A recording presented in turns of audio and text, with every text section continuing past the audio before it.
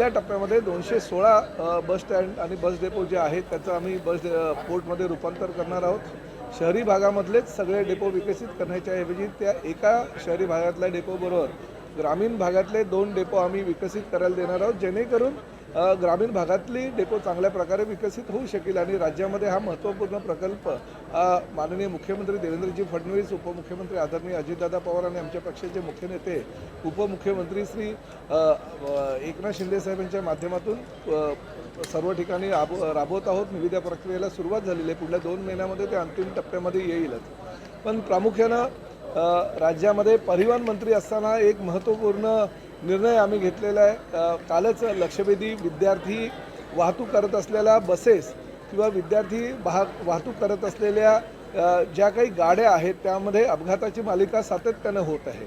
गेल्या अनेक वर्षापासून आपल्यालाही कल्पना आहे की राज्यामध्ये रोड ॲक्सिडेंटचं प्रमाण हे मोठ्या प्रमाणात झालेलं आहे। याचं कारण आम्हाला कळलं की 40% जे पादचारी असतात ते अपघातामध्ये बळी पडतात, 2 व्हीलरवाले जे असतात ते सुद्धा अपघातामध्ये बळी पडतात। अशी त्यांची संख्या फार मोठ्या प्रमाणात 60% तर बळी पडणाऱ्यांची संख्या ही रस्त्यावरून ट्रॅफिकच्या माध्यमातून किंवा क्रॉसिंगच्या माध्यमातून जे लोक ट्रॅफिकच्या ज्या सूचना असतात त्याचं अवलोकन न करत असल्यामुळे मृत्युमुखी पडत असल्याच्या गोष्टी आमच्या निदर्शनास आलेल्या आहे।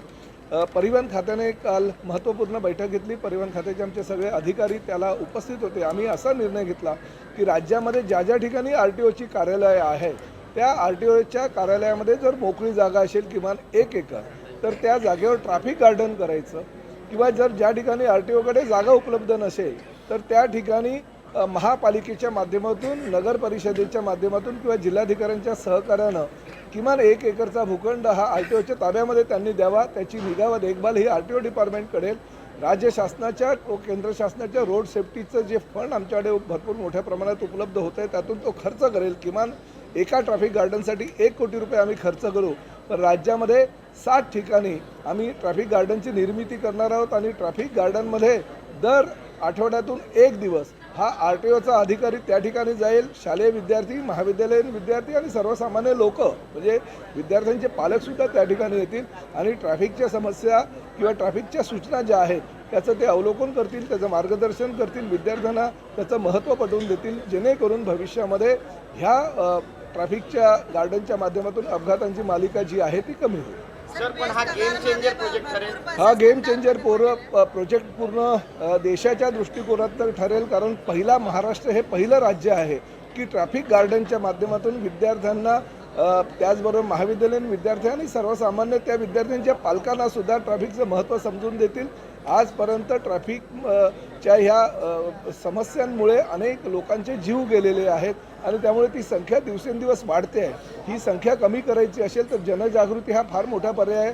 झेब्रूची निर्मिती आम्ही केलेली आहे। झेब्रूच्या माध्यमातून एक शुभंकर दारोदारी जाऊन समाजातील सर्वसामान्य जनतेला त्याची माहिती देईल, परंतु ट्रॅफिक गार्डनच्या माध्यमातून शालेय शिक्षणामध्येच ह्या ट्रॅफिक गार्डनचं महत्त्व जर विद्यार्थ्यांना पटवून दिलं आणि लहानपणापासून म्हणजे ज्युनियर KG सिनियर KGच्या विद्यार्थ्यांनाच ट्रॅफिकच्या सगळ्या जे लोगो असतात किंवा ट्रॅफिकबाबत जी माहिती द्यायची असते ती जर त्यांना मिळाली तर निश्चितपणे भविष्यामध्ये लोकांना एक मानसिकता बदलेल, विद्यार्थ्यांची मानसिकता बदलेल। कारण लहानपणापासून विद्यार्थ्यांच्या जीवनामध्ये असे जर धडे आपण गिरवून दिले तर त्याचा फायदा त्यांना मोठेपणी होत असतो आणि तीच गोष्ट लक्षात ठेवून 60 ठिकाणी ट्रॅफिक गार्डन उभारण्याचा निर्णय परिवहन विभागाने घेतले।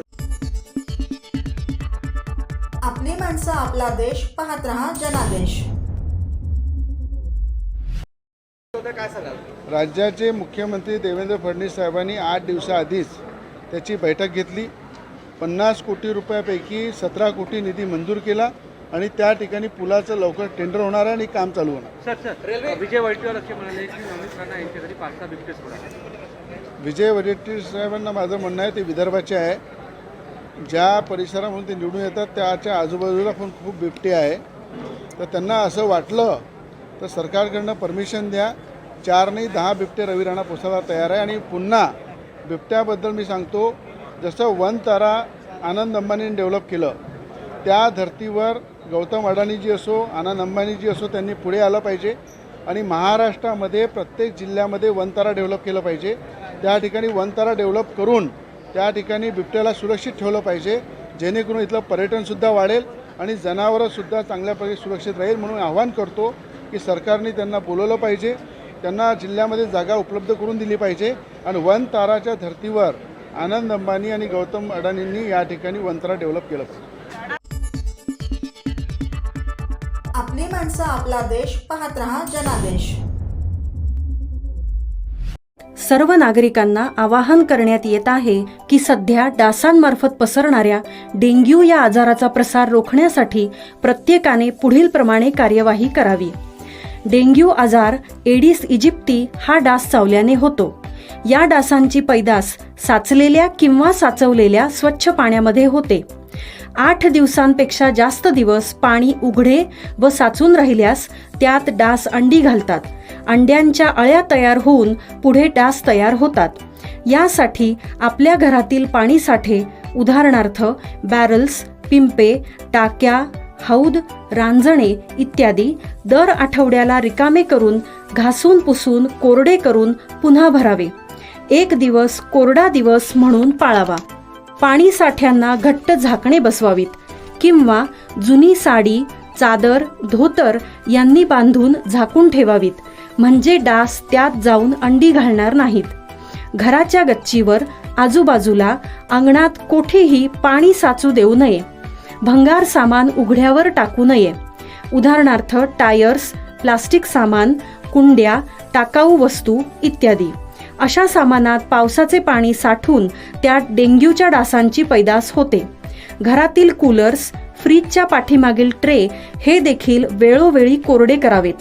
लक्षात ठेवा, नुसत्या फवारणीने डास घनता कमी होत नाही, तर त्यासाठी डास पैदास ठिकाणे नष्ट करणे ही आपल्या सर्वांची जबाबदारी आहे. कोणताही ताप अंगावर न काढता जवळच्या शासकीय रुग्णालयात मोफत औषधोपचार घ्या. अशा प्रकारे नागरिकांनी सहकार्य केल्यास डेंग्यूचा प्रसार रोखणे सहज शक्य आहे.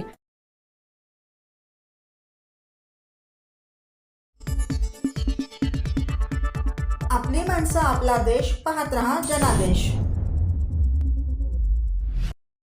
50-25% आहे तिथं 50% भरती करा आणि 25%पेक्षा कमी आहे तिथं 25% प्यासा क्षेत्रामध्ये नोकर भरती करा.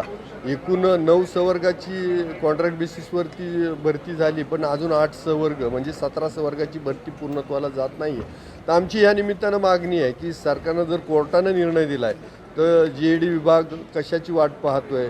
मुख्यमंत्री महोदयांनी लवकर आदेश देऊन या 17 संवर्ग पदाच्या भरतीला मान्यता द्यावी, भरती करावी आणि त्या सर्वांना कायम करावं. आणि जे आधीचे 9 संवर्गाचे भरले गेलेत कॉन्ट्रॅक्ट बेसिसवरती, तर आता त्यांचा 1 दिवसाचा खंड धरायचा नाही असं मुख्यमंत्री महोदयांनी शब्द दिला होता. आता तो खंड धरू नये आणि त्यांची जी गेल्या वर्षी आपण त्यांना कॉन्ट्रॅक्ट बेसिसवर केलं तर त्यांना कायम करून घ्यावं ही आमची मागणी आहे.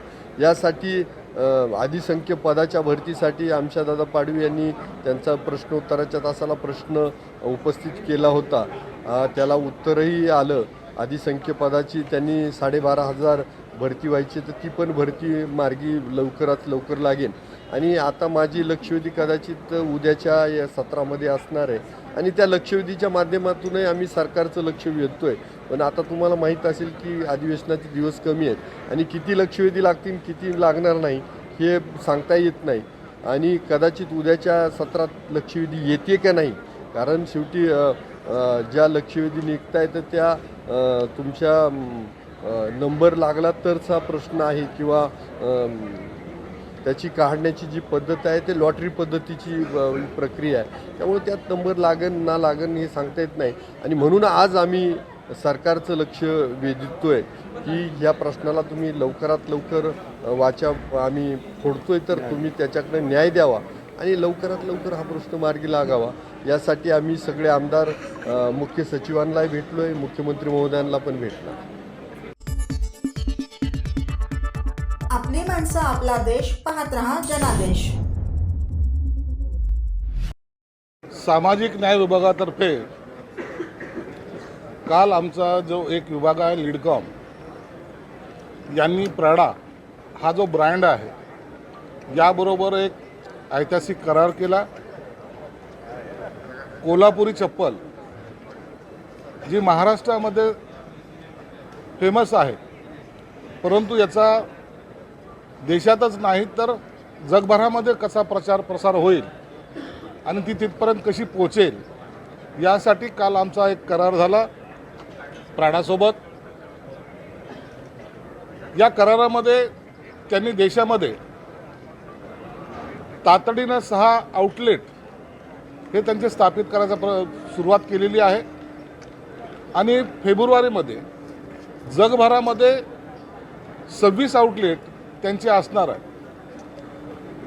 Prada made in India inspired bye Kolhapuri चप्पल असा त्याचा तो असणार आहे. 6 आउटलेट त्यांचे इथे दिल्ली, महाराष्ट्र सदन, कोल्हापूर, सातारा, हिंगोली आणि दर्यापूरला राहणार. लिडकॉमद्वारे आता सध्याला सुद्धा विक्री होती. उमेद मार्ट या ऑनलाईनद्वारे या जे काही कारागीर आहेत या कारागिरांना प्राडामार्फत ट्रेनिंगसाठी बाहेर देशामध्ये घेऊन जाणार आहेत आणि त्यातले जे काही सिलेक्ट लोक होतील त्यांना त्या संस्थेमध्ये अकोमोडेट केले जाणार आहे. म्हणून आनंदाची बाब आहे की जवळपास हजारो युरो त्यांची इन्व्हेस्टमेंट आपल्या भारतामध्ये होते आणि हा जो कारागीर आहे ज्यांनी ही कला जपलेली आहे, कोल्हापुरी चप्पल फक्त आता काही ठिकाणी पाहायला मिळते, परंतु त्याचा आता जे काही प्रमाण वाढणार आहे, मला वाटतं देशभरामध्ये नाही तर जगभरामध्ये आपल्या कोल्हापुरीचं नाव जाईल आणि त्या कामगारांच्या हाताला सुद्धा चांगल्या प्रकारे काम मिळेल. याची सुरुवातच प्राडाने आपल्या कोल्हापूरमधून केलेली आहे. पहिलं त्यांचा जो स्टॉल आहे तो कोल्हापूरपासून सुरू होणार आहे. म्हणून माझ्यासाठी, आमच्या डिपार्टमेंटसाठी अत्यंत महत्त्वाची ही घटना आहे.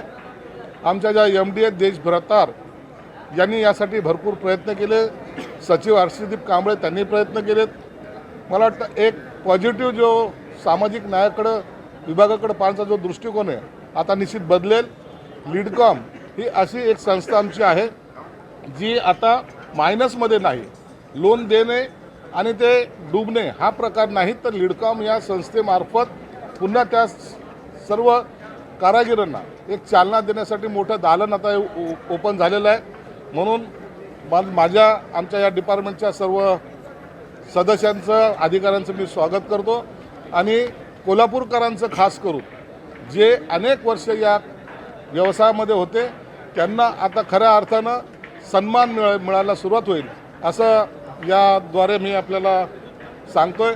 मुद्दाम या प्राडाची जी काही इन्व्हेस्टमेंट आहे ही दरवर्षी वाढणारी आहे.